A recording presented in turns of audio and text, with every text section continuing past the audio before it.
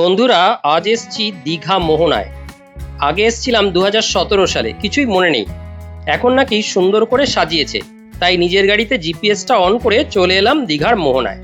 এসে দেখি বিস্তীর্ণ খালি জায়গা, অনেকেই এসছেন, কেউ অটো করে, কেউ টোটো করে, বা নিজেদের পার্সোনাল গাড়িতেও। গাড়িটি রেখেই পায়ে পায়ে এগিয়ে গেলাম মোহনার দিকে।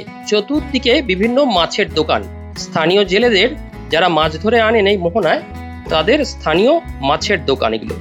জ্যান্ত মাছের সাথে প্রচুর ড্রাই ফিশ মানে শুটকি মাছের দোকানও আছে দেখলাম।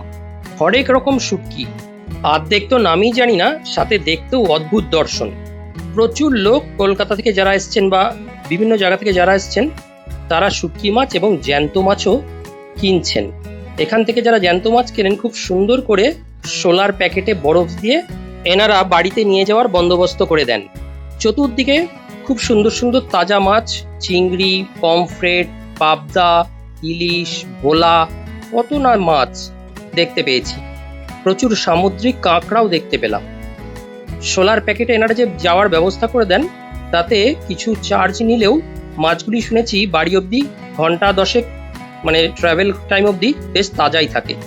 এইখানে বড় বড় চিংড়ি মাছ ও কাঁকড়া, ভেটকি মাছও আছে।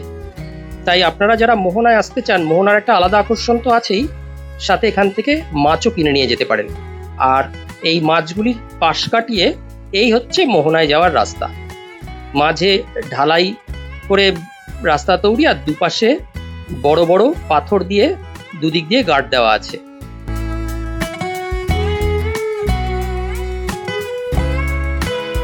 মোহনা সংলগ্ন এখানকার বীজটিও খুব সুন্দর, লোকজন কম, তবে বেলা একটু গড়ালেই খুব গরম লাগে, তাই চেষ্টা করবেন সকাল সকাল যেতে।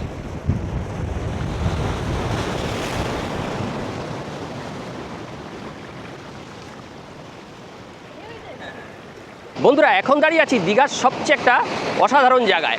দেখুন, এই জায়গাটা অনেকটা আমাদের ওই দক্ষিণ ভারতের রামেশ্বরমের ধনুষ্কটির মতো। এইখানে সমুদ্র শেষ, আর এই জায়গাটা মোহনা। এইদিকে বঙ্গোপসাগর, উতাল বঙ্গোপসাগর দেখুন। আর এই দিকটা মাঝে এরকম যাওয়ার একটা স্ল্যাব ফেলে, বোল্ডার ফেলে রাস্তা করা। আর ওই দিকটা হচ্ছে চম্পা নদী। এই দুটো সংযম স্থল।